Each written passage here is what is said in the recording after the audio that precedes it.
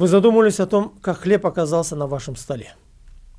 Сегодня о системной проблеме, в результате которой граждане, собственники условных земельных долей, фактически оказались лишены имущества, земли, которая для них и источник существования, зачастую единственный, а для сельских жителей еще и база для содержания подсобного хозяйства. В период с начала 2000-х годов появились латифундисты, физические лица и крупные агроформирования, которые привлекали кредитные средства для развития сельскохозяйственного производства. Привлекали заемные средства банков. Кредиты предоставлялись под залог этих же земель. И значительная часть заложенных земельных участков была сформирована за счет вкладов граждан, собственников условных земельных долей, паев, внесенных в уставный капитал хозяйственных товариществ в оплату акций акционерных обществ или в качестве взносов в производственный кооператив. Земля превратилась в капитал. База для этого сформирована вовлечением ее в оборот. И началась она задолго до принятия Земельного кодекса 2003 года. Помните правительственный кризис, когда в отставку ушло правительство, возглавляемое Иманғали Тасмағамбетовым. Жер дауы издавна в казахском обществе было сложнейшим спором, поскольку оказалось основой государственности. Это прекрасно понимали наши предки, в отличие от нас. Что будет с отменой моратория на продажу и аренду земель, истекающего в этом году, трудно и представить. А тогда, в 2003 году, в связи с отменой вторичного землепользования, обладатели права на доли были обязаны до 1 января 2005 года реализовать это право путем либо выкупа земельного участка в собственность, либо получения во временное землепользование для самостоятельного ведения производства, либо передать в качестве вклада в уставный капитал корпораций и производственных кооперативов. Вот этот момент превращения владельца условной земельной доли, пая, в участника корпоративных организаций оказался самым больным. По большей части вследствие того, что владельцы долей оказались не готовы разобраться в мутном море законодательства и банального обмана со стороны крупных акул, которые прекрасно понимали, что земля – это капитал. Да, можно винить и самих владельцев долей в правовой безграмотности, в доверчивости. Как откажешь председателю агропредприятия, которого знаешь с детства или которого порекомендовали, где не обманет. Дело сделано, но его проблема никуда не делась. В судебных актах признается незаконность договоров залога, устанавливаются факты фальсификации протоколов общих собраний корпоративных лиц, в том числе с использованием подписей умерших лиц. Но почему-то вот с этими основаниями, которые позволяют вернуть право на долю, не разбираются. В связи с неисполнением кредитных обязательств банки реализовали заложенное имущество на торгах третьим лицам. После того многие агроформирования были признаны банкротами, а пайщики утратили возможность владеть и пользоваться принадлежащими ими земельными долями. Мы не говорим о случаях, когда руководство агроформирований без надлежащего волеизъявления пайщиков и без решения общих собраний распорядилось паевыми землями, передав их в залог. Проблема некачественности законодательства мы все видим и пожинаем. Чего ожидать от спортсменов, певцов и просто ставленников власти, чья задача просто подмахивать нужный закон? Парламент Казахстана сейчас напоминает нотариуса. Но главная проблема того, что государство и тогда, и сейчас не пытается помочь своим гражданам. Во-первых, разобраться, во-вторых, защитить их. Я не говорю о том, что необходимо было установить длительный переходный период с планом мероприятий по просвещению и применению этого закона. Ведь Казахстан и тогда, и по Конституции признавал себя демократическим, светским, правовым и социальным государством, высшими ценностями которого являются человек, его жизнь, права и свободы. Как ученый приведу пример принятия гражданского уложения Германии, 1896 год. 4 года дали на приспособление к этому закону. И, кстати, этот законодательный акт действует и сейчас. А ведь Германская империя сменилась в Веймарской республике, на смену ее пришел нацистский режим, а сейчас существует демократическое государство в форме республики. Довод ли это для нашего государства, его органов и должностных лиц? Куда смотрят прокуратура и суды, прикрывающиеся лишь строкой об истечении сроков давности? Это не отговорка. После падения СССР собственники в странах Прибалтики, например, аннексированные в 1940 году, это имущество было возвращено им, несмотря на то, что сроки исковой давности прошли. Алло, господа прокуроры и судьи, под эгидой исполнительных органов на местах в рамках обеспечения досудебного урегулирования земельных споров пайщиков, что акиматами областей называется локальным подходом по решению возникающих проблем путем рассмотрения вопросов на заседаниях межведомственных комиссий в регионах с учетом принципов невмешательства в хозяйственную деятельность субъектов предпринимательства, новых владельцев земельных участков призывает осуществлять выплаты бывшим пайщикам в виде так называемой социальной помощи, которая не предусмотрена вообще-то законодательством, не оформлена как выкуп или компенсация и не сопровождается прекращением права собственности. Для того, чтобы закрыть рот, наверное, так. Внимание на экран.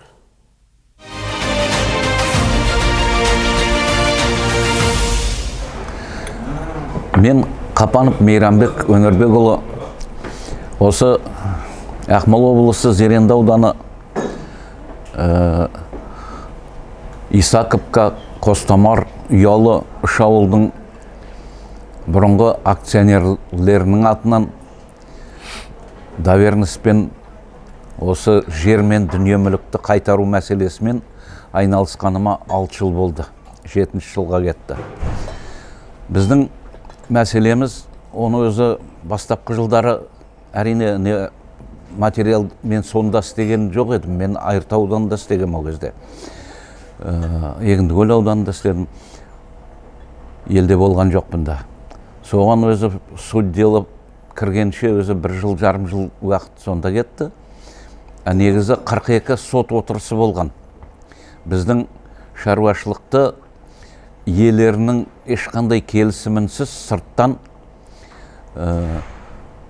сатып жіберген бұрынғы президент, бір әлгі конечный бенефициар, сол кездегі Ақмола облыстық сотының төрағасы Қожабаев Өмірсерік Сағындықұлы, одан кейін ол 17 жылдай жоғарғы сотта істеді, жоғарғы соттың мүшесі болып, соның қазір пенсияда.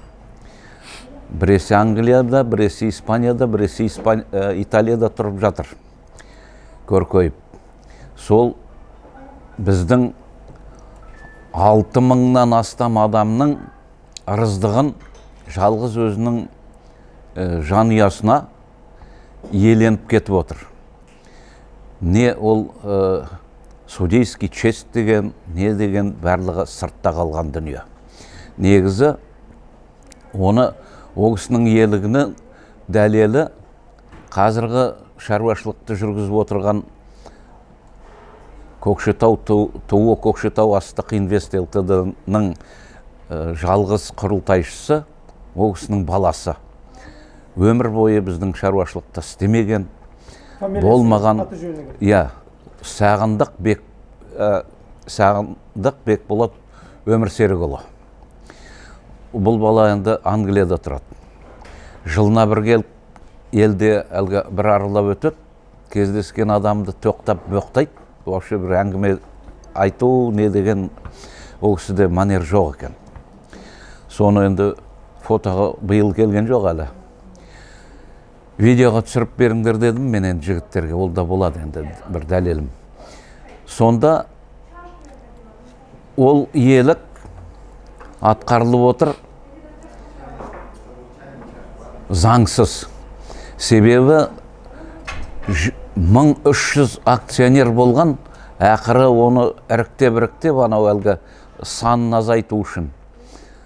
Заң бойынша өздерінше істеген амалдары ғой. 738 адам қалған. Одан 738 емес, 500-ден төмен болса, шаруашылықта жүргізуге болады екен, мынау акцияның преимуществолары бар ғой, енді дивиденд алынады, соның шаруашылықтың өзінде жүргізуге болады екен. Әйтпесе, ол кезде Национальный банк уполномоченный государственный орган болған, сонда тіркелу керекті. Ол кісілер тіркелгенде, негізі сразу тіркелгенде не состоявшиеся эмиссия акций деген Нацбанктың шешімі бар. Оригиналы қолында. Оны бәлен соттарға да бердік. Өйткені ол кісінің влияниясы республикада. Осындай мынау алаяқтардың ішінде қазіргі билікте де отыр солардың кісілері. Өйткені мен 6 жыл жүрмес едім осы мәселемен. Өйткені мен үлкен қабылдауларда болып жүрмін осы мәселемен. Прокуратурамен көп жұмыс істеп жүрмін. Соның барлығысы енді осының шешімі, қысқартып айтқанда, шешімі бар. Заңдар бәрі дозволительно қайтаруға. Тек қана генеральный прокурордың өзі не замы Өмірәлиев мырза мені қабылдау керек. Бірақ ол кісі қабылдамай отыр. Ол кісі өз емес, анау ген прокуратураның орта буынындағы қызметкерлер нецелесообразно деп есептейді. Өйткені мен ойлаймын, олар сол анау Қожабаевтың связь адамдары. Оларға команда түскен, олар енді анау бұрын болған, бұрын қайда болдың, сондай сылтаулар, енді ол необоснованный сылтаулар, ол қылмыстың аты қылмыс. Оның ешқандай әлгі бұрынғы, қазіргі деген срок жоқ. Сол себептен оны гражданско-правовой сделка деп, енді сот адам, ол енді өмір бойы сот болып істеген біледі ғой. Хитрить былайда негізі уголовный делоға оны ашпай отыр прокуратура. А негізі біздің сұрауымызбен Зеренді сотында сот материалдары первичный решение жатыр. Ол бір прецедент біздің Қазақстан сотының қандай сатқындық, қандай халыққа жауыздықпен жұмыс істейтінінің дәлелі.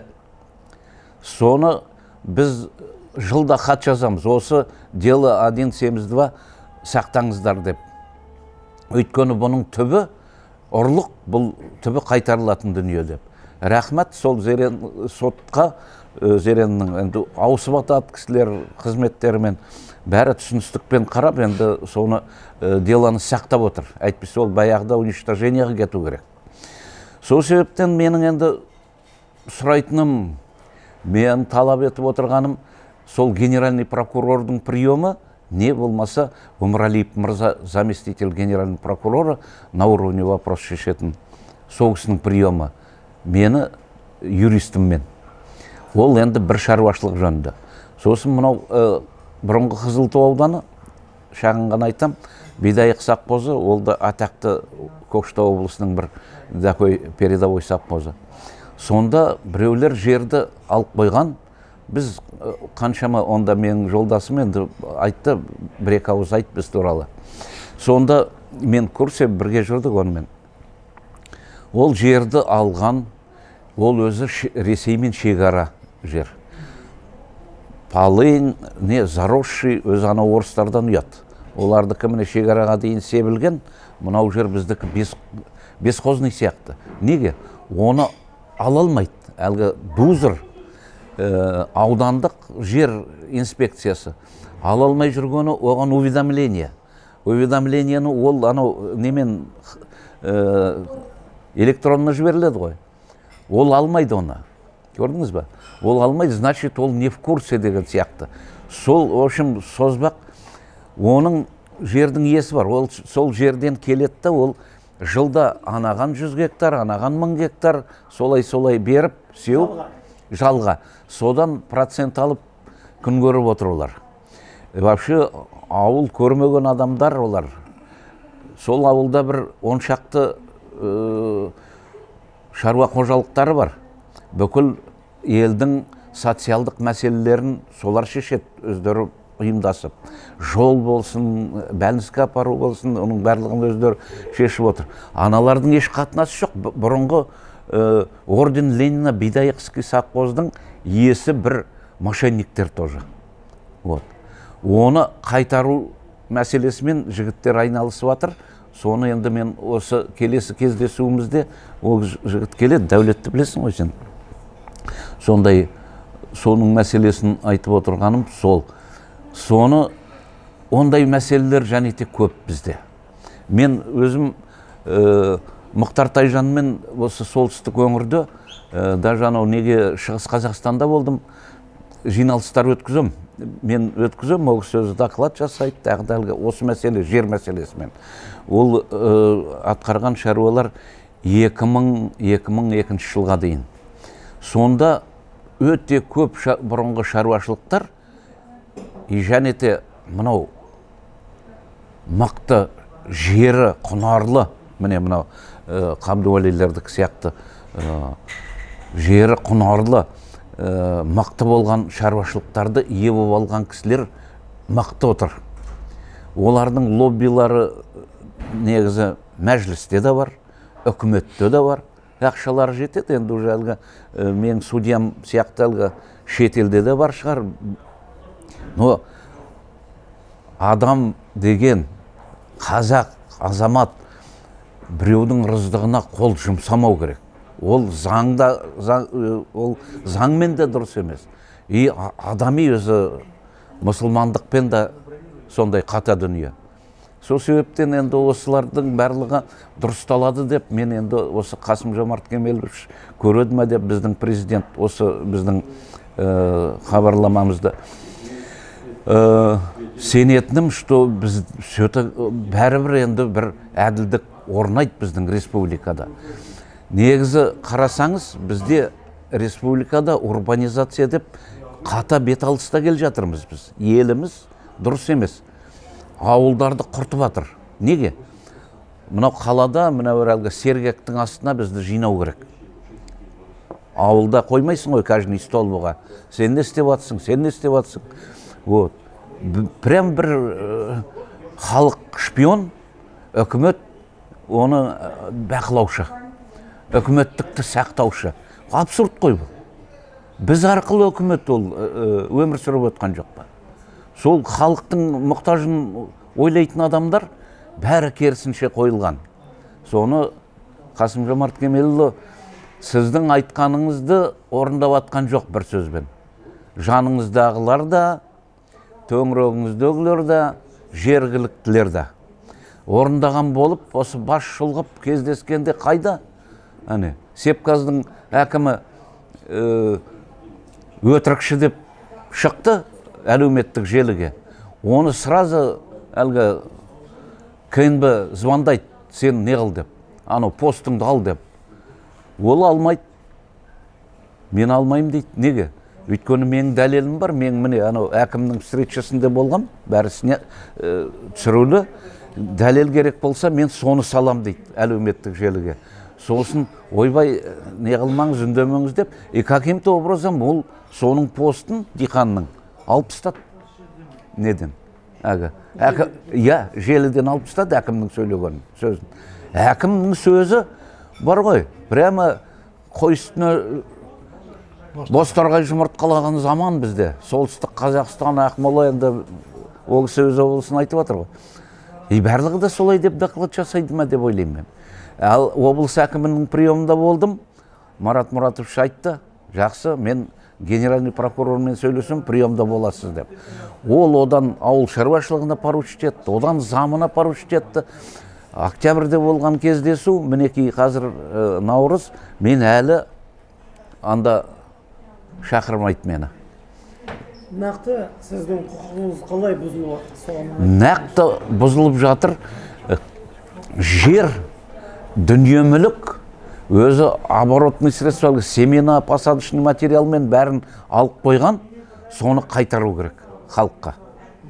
Вот сол основной. Кімді айыптап отырсыз? Мен айыптап отырғаным, оның иесі Қожабаев Өмірсерік Сағындықұлы. Оған қылмыстық іс қозғау керек. Сол үшін маған генеральный прокуратураға приемда болу керек. Мен аты-жөнім Оразалин Қабдуали Қайыртайұлы. Өзі солтүстік Қазақстан облысы, Айыртау ауданы, Қаратал ауылының тумасымын. Сол жерде туып өскенбіз, сол жерде жетілгенбіз. Сол жақтан шыққанбыз. Енді осында келіп отырған мәселеміз, осы қай жерге барсаң да, қайда барма осы жердің мәселесі таусылмайтын әңгіме. Қай елге барайық, қай жерге барайық, бүкіл жерде осы жердің әңгімесі. Жалғыз бізде ғана емес, сол мәселемен келіп отырған жайымыз бар. Осы жермен жаңа Мәкен айтып өтті ғой. Осы жермен айналысқалы бізде 7 жылдың беті болып қалды мінекей. Содан бері әлгі ештеңе де көрген жоқпыз. Осымен айына 2 сот, 3 сот, 7 жылдан мінеке бәлен сотты көрдік. Енді санауға да болақ емес. Бәлен сот көріп шықтық. Бәленнені көріп шықтық, әділсіздікті. Қаншама сот болды, бір соты біздің пайдамызға шешілген емес. Қарап отырып, айтарға сөз жоқ. Қалай соттың, қалай өтіп, қалай қойғандарын бәрін соттың түгел өттік. Оны астынан бастап, жоғары сотқа дейін бардық. Айналып келіп, қайтадан бастаймыз, аяғына дейін аяқтаймыз, қайта бастаймыз.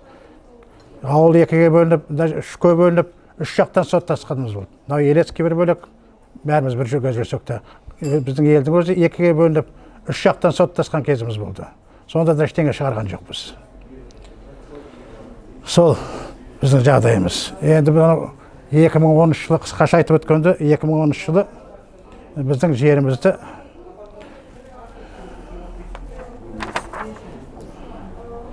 $16,186 гектарды неге банкқа, неге кепілдікке қойылған жеріміз. Оның ішінде 1121 гектар Елецкийдікі де, қалғаны біздің Қараталдың округтың жері. Соны 12 февраль күні 2013 жылы залогқа қойған, бірақ бізге айтпаған. Елге, жұртқа ләм деп айтпаған. Оны біз әбден өгіздер бөғі суғасын 10 жылдасын бірақ естіп отырмыз. Анау әлгі банктан ақшаны алған қаражатты. Жұмсақ қойған, халыққа айтпаған, жұмсақ қойған, енді әлгі банк енді алдың қаражатты, қайтар дейді ғой. Қайтар алмаған, ол қайтаратын олардың ойынларында кіріп шыққан жоқ. Кеткен нәрсе. Әу баста белгілі болған оның. Жайдан жай олар өздеріне заң шығарып алған жоқ. Мұнаны жерді жалға беруге болады, мұнаны сатуға болады деп жайдан жай заң шығарған жоқ.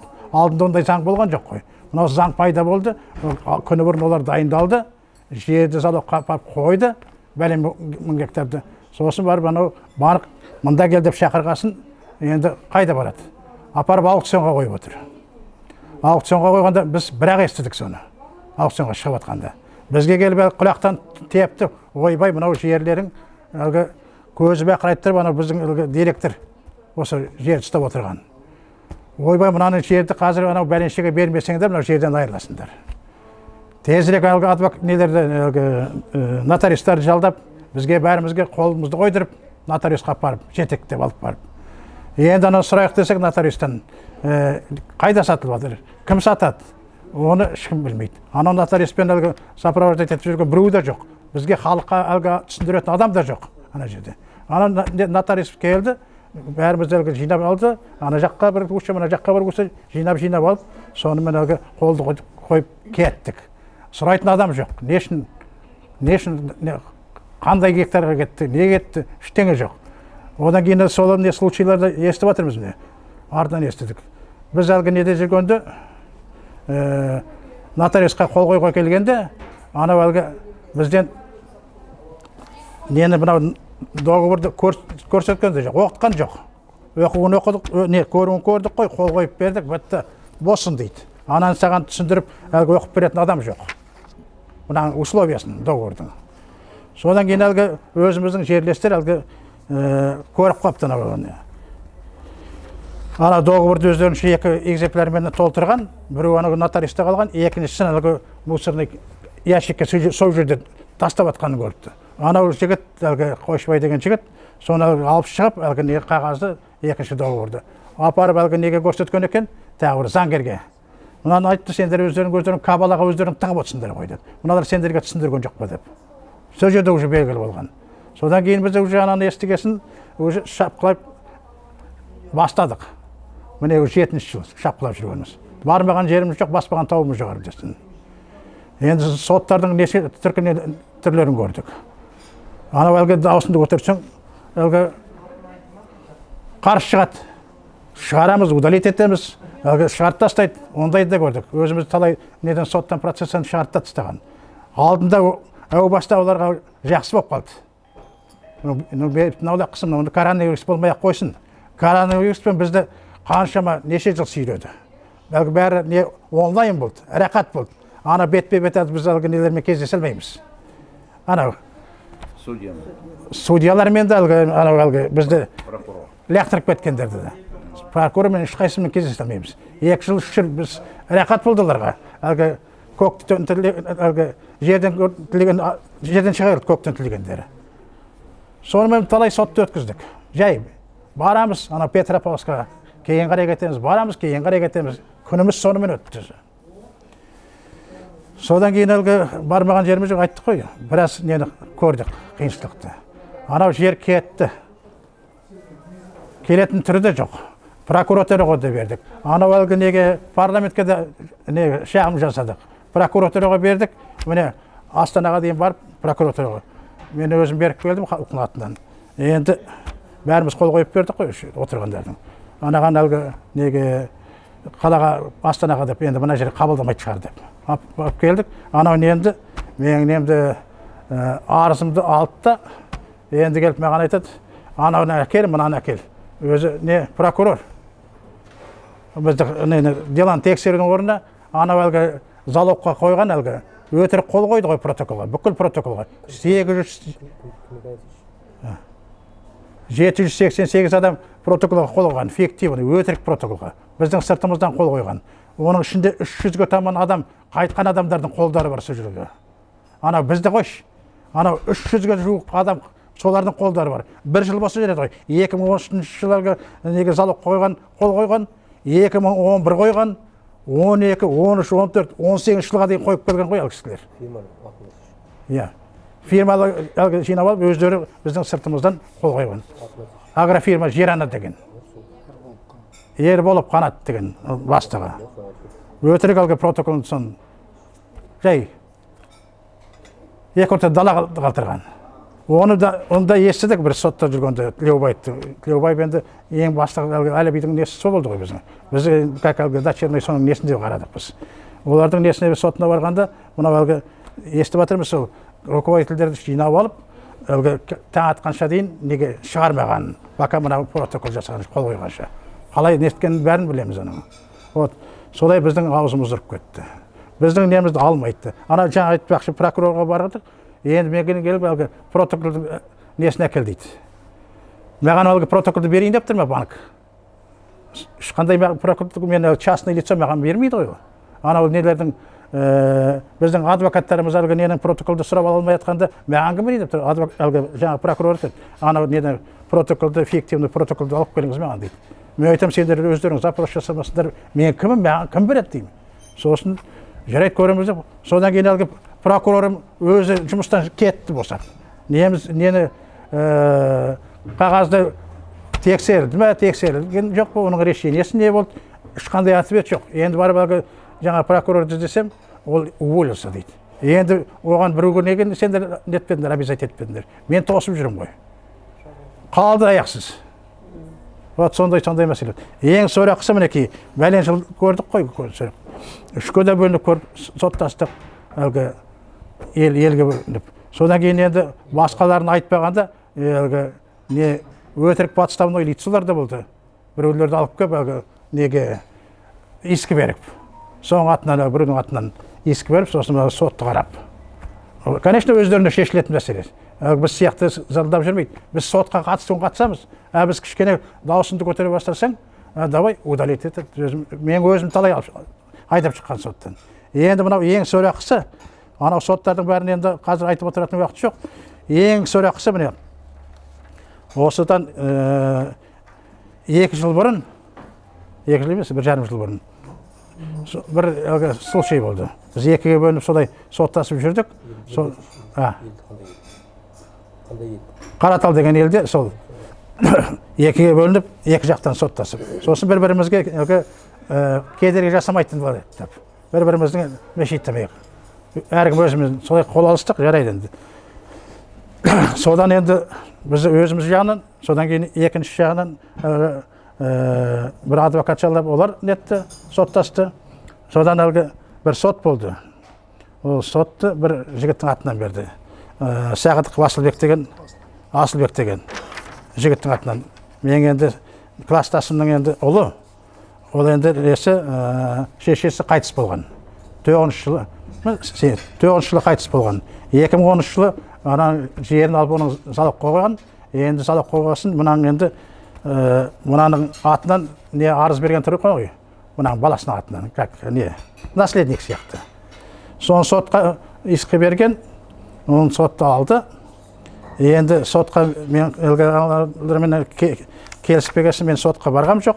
Біздің жағымыздан Раушан деген, Қожа Ахметов Раушан деген қатысты сотқа. Ана жақтың сотына. Енді анау сот болу керек. Біз білеміз. Мінекей бүгін 26-шы неме? Сентябрь, октябрь ме солай. Сол айда сол күні әлгі сот болатын 26-сы күні. Ноябрь. Сол күні сот болатын білеміз. Сосын біз ойладық. Мына бүгін сот болмайтын шығар дедік. Неге? Өйткені мынау 26 ноябрьде анау әлгі 3 судья Петропавловскіде. 3 судья біздің немізді, мынау жерімізді мәселені қарап атты. Сол моментта, сол секундта, сол минутта әлгі жігіт истец қайтып қойып жатты. Мінекей суреті. Сағындық Асылбек Дүйсенов. Міне, мынау әлгі ненің зираттың басынан мінекей. Сол моментте аналар не соттың шешімін шығарып жатты. Соттың шешімін срок давностимен жауып тастады. Ана әлгі неге бір 5 минутқа кетті, вопросты қараған да жоқ даже мынау жеріміз мәселесін. Анда әлгі былай түгендеді кім бар. Не онлайн түгендеді, анау бар, мынау бар. Енді олар әлгі 3 бірдей судья отырып олардың обязанысы ғой. Алдымен первый очередь анау тексермей ме, қарамай ма? Мынау истец өзі бар ма, жоқ па? Қарау керек қой. Жарайды адвокаты болсын оның қорғап отырған. Енді ол сұрағанда жоқ. Әлгі халықты түгендетті жиналған әлгі. Сосын біз кеттік деп әлгі собеседование кетті. 5 минуттан кейін келіп әлгі несін решениесін шығарды. Сосын сол моментте, сол секундта анау жігітті қойып жатты міне. Міне сол күні қойған мінекей несіне дейін бар. Әлгі асқа шақырған. Топырақ салуға шақырған міне. Мыналар сұраған да жоқ. Енді анау жігіттерге айттық, әлгі екінші бөлім соттасып атқан. Шырақтарым мынау не? Мынау жігітті қойып атыр, мынау неге ана сот неге тоқтатпайсыңдар? Мынау сот болатын момент емес қой, мынау жігітті қойып алу керек қой. Сосын барып мынау сотты переносить ету керек қой, в связи с кончиной. Жоқ, соғалып мен кетті. Мынау енді не деген масқара? Ана жігітті қойып атқанда мына сот. 3 бірдей судья. Міне фамилиялары да бар менде. Міне председатель Ибраева дейді Петропавловскіде. Судьялар Ларина, Айсина, Шу, сосын бір секретары бар Федотова деген. Міне. Көзді бақырайтып қойып, анау жігітті қойып атқан кезде, мыналар соттың решениесін шығарып жатты. Мынау енді не деген масқара? Мен осы жөнінде мен әлгі депутат Бақытжан Базарбекке де приемға барып айтқам. Қолға аламыз деген. Енді мен пока ештеңе көріп тұрғам жоқ. Осындай қағаздардың бәрін сол жігітке мен апарып бергем өзім, қолма-қол. Мынау енді басқасы басқа еді, мынау сот не деген соң, мынау сот па немене? Мәзақ қой мынау. Ана жігіт явно қайтып әлгі қойып жатады. Бұлар сол моментте, сол секундта, именно сол секундта ана решениесін шығарады. Бұндай сот болу енді. Мынау енді сот емес, мәзақ қой бәке. Мынандай неді көріп көрдім? Ол сен порядочностьті іздейтін жер емес, олар бәрі соттардың әлгі кім айтқан жоқ па? Бәрін шығару керек, қазір анау дұрыс адвокат. Содан кейін міне жаңа нені біз 6 ай тостық. 6 айда әлгі қарайды ғой, сұрақ береді ғой. Жоғары жаққа. Сұрақ береді 6 айға. Сосын әлі жігіттерді біз тосып отырдық. 6 айдан кейін өздері береме деп. Ана адвокаттары Пападюк деген болды. Осыдан, солардың. Соң несіне әлгі тосып отырдық, ана жігіттер береме, бермейме деп. Енді 6 айға 3 күн қалғанда мен өзім әлгі адвокатын жалдап өзім бергіздім. Сотқа, Верховныйға. Олар қабылдап алды. Міне қабылдап алған қағаздары бәрі бар. Алды. Сосын 3-4 күннен кейін ешқандай причинасын денеге жоқ қайтарып берді. Ешқандай причина жоқ. Қайтарып берді. Ұнамайды, бітті. Ол қандай сот болады? Содан кейін мыналардың несі, міне Мәкеңді мен жайдан жай шақырғам жоқ. Ол Елецкий мен Қаратал бір жерде жүр. Бәріміздің жерімізді Елески басқа ол, бұрын басқа совхоз болған, Қаратал басқа совхоз болған. Екі совхоздың несі бір фирманың астында болғасын, бүкіл пайшектерді апарып қосып жіберген. Әлгі нені жерді тап тазалап алған. Қосып жүргенде бұлай, біздің списокқа апарып, общий бізде 1016.186 гектардың 15.065 гектары Қараталдың жеріміз, біздің жеріміз. Ал 1121 гектар мынау Елецкийдің жері.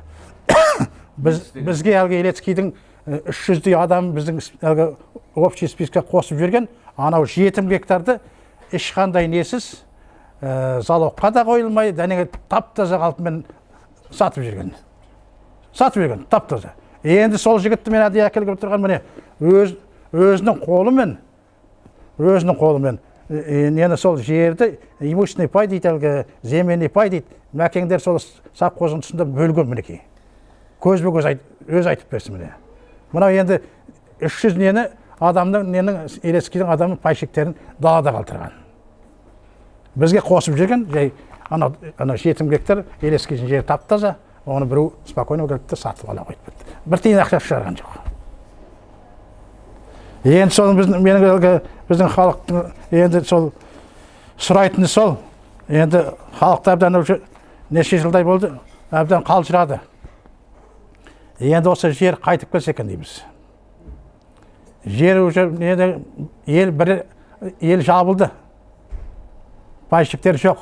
Сарайзық деген еліміз жабылды. Енді осы жер қайтып келсе екен дейміз. Енді Қасым-Жомарт Кемелұлы енді сізге обращаться етеміз. Сосын әлгі Мәкең айтқандай генеральный прокуратура бар, жоғарғы сот бар, солар енді қараса екен дейміз. Қолдарын алса екен дейміз. Әлдік орнаса екен дейміз. Халық өзінің тиесілі жерін алса екен дейміз. Енді бізге 49 жылға берді ғой. Ол 49 жылға жеткенде жоқ, оның 24 жыл есептесек. 24 жылда парша-паршасын шығарды. Халық жерсіз қалды. Бізді әлгі сүйек тастағандай қып, халықты мынау әлгі бір 10 шақты гектармен шығарып салып, өздері бүкіл завод фабрикаларды анамлардың бәрін өзі емденіп алды. Біз мынау әлгі ойбай 5-6 гектар әлгі өзіміздің еншіміз алғанда, ойбай әлгі аспанға бөркімізді лақтырып, ойбай біз енді байытын болдық, жаритын болдық деп. Жарып атырмыз мінекей. Сол мінекей. Енді айтпаса болмайды, енді айта үш шаршадық та. Не айтатын білмейсің уже. Енді мына Мәкең қысқаша айтып өтсін, өз қолымен сол Елецкийдің жерін 7 гектарды міне. Мен тағы бір айта кетейін дегенім не?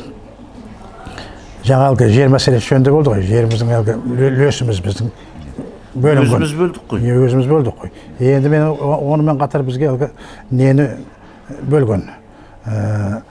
Совхоздың қалған бүкіл дүние мүлкін бәрін, тракторы бар, кәсіпшоттары бар, комбайны бар, бүкіл әлгі имущественный комплекс қой. Объекттері бар, мытымы бар, әлгі гаражы бар, төк бар, солардың бәрін мынау халықтың сол кезде қиын жағдай болды. Халықтың әлгі совхоздар несін зарплатасын еңбек ақысын кезінде бере алмады. Сосын әлгі совхоздардың бәрі тарады. Олардың бәрін совхоздардың бәрін әлгі тоқ қылды, анау қылды, құнжон қылды, сонымен әлгі таратып жіберді. Содан кейін әлгі халықтың несін еңбек ақысын бере алмағасын, анау әлгі нені бүкіл әлгі берешек суманы еңбек ақының. Мынау әлгі жаңағы айтқан баз бар, имущество бар, төқ бар, әлгі селка бар, культиватор бар, соның бәріне есептеп кеп бөлді. Мысалы бір колесный трактордың әлгі болмаса кәсіпшоттың 4 дөңгелегі болса, 1 дөңгелегі ананікі, 1 дөңгелегі мынанікі солай бөліп берген. Бірақ анау 2 миллион ба, 3 миллион ба кезінде төленбей қалған. Енді ол кездердегі ол копейка ғой. Теңгенің жаңағы шыққан кезі. Соның өзі 1 миллион ба, 2 миллион ба, ол нені ай сайын әлгі болмаса жыл сайын анан жауып отыру керекті. Не бойынша, заң бойынша. Мынау алған жұрттың несін қаражатын әлгі еңбек ақысын төлей алмады ғой. Енді соны ақырын жауып отыру керек болған совхоздар. Өздерінің мойындарын алған. Анан өйткені ешкімнің несін еңбек ақысын төлей алмады. Бере алмады. Сонымен мынаны ақырын әлгі немене бидаймен ба, болмаса әлгі соломен ба, тағы бірдеңелермен, болмаса әлгі тиын ақшамен солай нетіп беріп отыру керек. Бірақ ол берілген жоқ. Мынау әлгі несі бір тиында сол ақшадан халықтың әлгі бәлен жыл несі еңбек ақысын сол төленген жоқ. Ол қазір 2 миллион болса, мынау әлгі 2013 жылдары ол 20 миллионға барып қалу керек. Қазір инфляция бойынша. Оның бір тиын төленген жоқ. Қайта мынау әлгі ненің тоғында, әлгі гаражында бәрін бүкіл әлгі баздарын бәрін складтардың бәрін әлгі кім көрінген сатып жүрді. Кетті. Кім көрінген әлгі неге тиын тебенге сатып алды. Келгендер. Солардың қалтасына кетті. Олар алды, оны бәлен байесе әлгі неге оценка жасап, сосын барып неге өзінің несімен, капиталымен мынау біздің неге тоға кіре қойды, тоның составына. Олардың, конечно, сосын 90-95% солардың несі үлесі болады. Анан суманы көбейтті. Ол кезде біздің алашағымыз мүмкін 150 ма, 200 бе әркімнің әртүрлі. Общий қосылған кезде мысалы 2 миллион болса, қазір 20 миллион болды. Конечно, ол 95% владелец болып шыға береді. Сосын барып, ешқандай оларға собрание да керек жоқ, түк те керек жоқ. Өзі қожа, өзі би, өзі шешетін. Әрбірдесін әлгі біздің протоколымызда керек жоқ деп шықты, заң бойынша. Ол не обязан спрашивать дейді. Протокол өткізе ме, собрание өткізе ме, қайда жұмсайды, өзі біледі дейді. Вот сонымен бүкіл елдің әлгі, бүкіл имуществосын, объекттің бәрін құртты. Түк қалған жоқ. Енді олар қалай халықтың несінен құтылатынын білмей, көбі уже сол кезде Союздың кезінде совхоздас дегендер көбі қайтыс болды. Осы жердің мәселесімен бізбен шапқылап жүрген үзеңгілес болып, әлгі ақсақалдардың көбі қайтыс болды. Ақыраяғына жете алмай қалды міне. Соның бәрін әлгі қалай енді жаның ашпайды соның бәріне. Жаның ашиды, бірақ қолдан келетін шара жоқ. Сондықтан тағы да айтатыным, енді жарайды, енді имущество болпай бола ма, болмай ма кеткен нәрсе. Өзі жерімізді қайтарса болса екен. Жерімізді қайтар болса. Ана уже әлгі кеткен тракторлардың уже жүрнағы да жоқ олардың уже. Біткен. Ана складтардың бәрі нелер құлап атыр уже. Біткен. Ол енді қайтарылмайтын нәрсе. Тиынымыз бәрі қайтпайды уже. Біз ол кезде әлгі имущественный пай, әлгі не земельный пай дейтінбіз. Енді земельный әлгі имущественный пай дегенде ұмытылды, болмайтын нәрсе. Біз әлгі неге запрос жасағанбыз неге. Кімде қанша имущество бар екен әлгі. Жоғары жаққа. Сен айтып едің ғой маған. Сондайды аласың. Депозитарийдан. Одан алдық не, кімге апарып бересің? Ешкімге біз әлгі претензия қоя алмаймыз, біздің мына имуществомыз қайда деп. Өйткені ауысып кетті, бір хозяин ауысты, екінші хозяин еді. Енді консарай жоқ. Өзі жерімізді алса екен. Соған кішкене көмектессе екен. Сол мен айтатын. Менің есім Бауыржан, Қазкеев фамилиям. Сол осы Қаратал ауылының тумасымын. Ата-бабаларымыздың енді сол жерде туып өскенбіз. Осы жер мәселесі бойынша мына көптен көп проблемалар болып жатыр екен. Осы Қазақстан бойынша қай жерге барсаң да бір шырылдаған қазақ, қай жерге барсаң да ауыл, құрған ауыл, осындай бет берекесіз заманда, мындай қиыншылықта біздің жігіттер міне екі жігітіміз осындай белсенді болып мәселені көтеріп, жерді ұйымдастырып, жігіттерді ұйымдастырып, бәріміздің басын қосып осындай мәселелер болып жатыр екен деп елді жер үшін шырылдап енді бірге қостап жатырмыз. Ол өте күрделі мәселе. Бұл желден жер дауы мен жесір дауы қазақта өте күрделі мәселе болған. Сондықтан бұл жердің дауы әлде бітуге бітетін түрі жоқ. Өйткені біздің жергілікті жердің басшылар елдің жердің жағдайын ойлап жатқан жоқ. Көлдердің көк аттылардың жан жақтан келген қалталылардың қалтасына жерді қосып, жерді беріп, халықты үлесін аузынан жырып, осындай талан-таражға салып жатқан кезде біздің енді мынау көтеріп жатқан мәселеміз өте дұрыс деп ойлаймыз. Бұл енді мәселені соттың мәселесінен шешілетін түрі көрінбейді.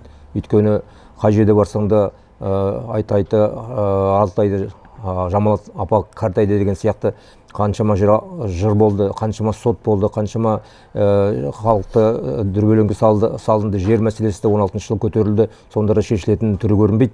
Бұл мәселені енді жоғары жақтағылардың бізге де бір қолғабыс тиетін шығар деп ойлаймын. Өйткені бұлай бетімен халықтың шырылдатып қоя беретін болса түбі дұрыс болмайтын сияқты. Жақсылыққа апармайды. Халық қазір көп ренжулі, әсіресе билікке ренжулі, әсіресе сот органдарына сатылып кеткен прокуратура, сот орындары бір-бірінің аузын алып халықтың мәселесін шешпей отыр. Сондықтан көтеріп жатқан мәселе бойынша бір ғана мәселе, бір ел ескермей Қараталдың ғана мәселесі осындай күрделі болып жатқанда, мынау Қазақстан бойынша осындай проблемалар көтеріліп жатыр. Сондықтан шешулеріңізді сұраймыз. Біздің тиесілі жерімізді, сондай үлесімізді қайтарып берулеріңізді, көмектесулеріңізді сұраймын.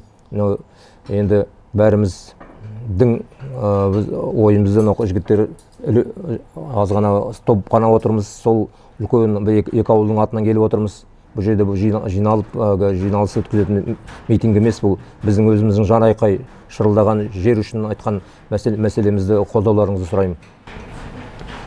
Не себептен шешілмей жатыр? Бұл жерде шешілмей жатқан себебі жергілікті жерге, аудан әкімдеріне сондай бір билік беріп қойған жерде қалай өздерің ие боласыңдар, қалай бөлесіңдер, қандай кімге бересіңдер. Сол ежелден бұл билік ауданның әкімдердің құзырына беріп қойғаннан кейін, олар қалай болса солай жерде кімнің қалтасы қалың, кімнің беделі бар, кімнің қолы ұзын деген сияқты фирмаларға беріп, біздің атымыздан эффективный ғана қол қойып, осындай мәселеге проблемаларға әкеліп отыр.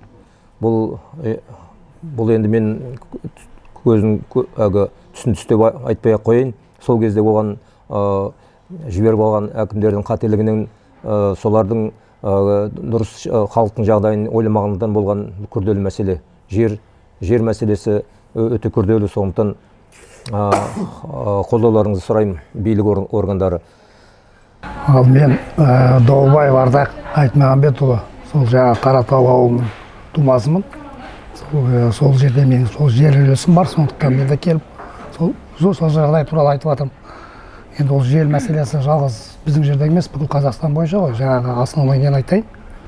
Именно бәлен сотқа бардық. Жаңа 200-300 адам, өлген адамның қол қойып, соған протокол фиктивный жасап, соны жаңағы прокуратура, сот неге дұрыс соған шешім қабылдамайды, соған өкінеміз. Жаңа Қазақстан деп айтып жатсыздар, жаңа конституциялар жасап референдумға барып қабылдаймыз. Сонда Қасым-Жомарт Кемелұлы, сіздің ұсынысыңыз бойынша бүкіл жаңа конституцияны өзгертіп, заң тек қана халық үшін деп жатсыздар. Сол заң нақты қолданса екен деп ойлаймыз. Жаңағыдай билік иелері, прокуратура, соттар, олар неге соны жаңа факт бар нәрсені неге дұрыстап шешім қабылдамайды? Сол жағынан келіп отырмыз. Енді сол жерімізді қайтарсақ деп ойлаймыз. Сол бәлен сотқа барып осымен жердің мәселесімен жүрміз. Сіз өзіңіз әкім болдыңыз? Жоқ, мен ол сельский округтан. Сельский округ? Ол кезде білгенде жоқ, біз оны шешетін постановление бәрін шығаратын районный әкім, областный әкім. Сіз тек қана орындаушы? Біз сельский округтан, населенный. Сол жаңа конституция бойынша бүкіл жердің байлығы, жер бәрі халықтікі деп жатсыздар. Соның бәрі ертеңгі референдумда біз қолдау көрсетіп қабылдаймыз. Соның бәрі шешімі халыққа шешіле ме, шешілмей ме, жай ғана әлде сөз бе? Сол жағынан айтқым келеді. Жай ғана айтылады бәрі заңдар.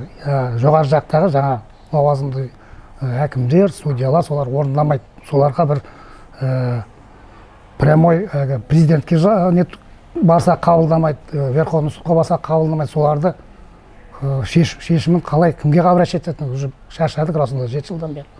Бір шешім жоқ. Ауылдарда бітті.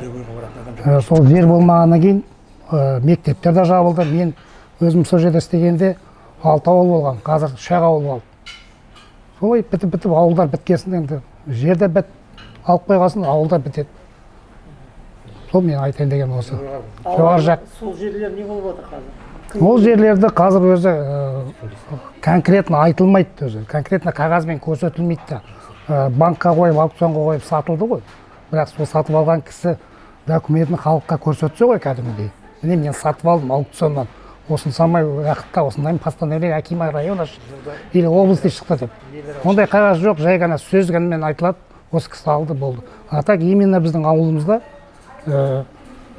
анау келіп сеуіп жатыр, тобын жартысын мынау сеуіп жатыр, то былай сеуіп жатыр, өзі қазір білмейміз да кім сеуіп жатқан. Әйтеуір әлгі материальный помощь деп бірақ факті береді, бір жылына бір 300 килограмм әр пайшыққа 300 килограмм ешменнен береді, ячменнен.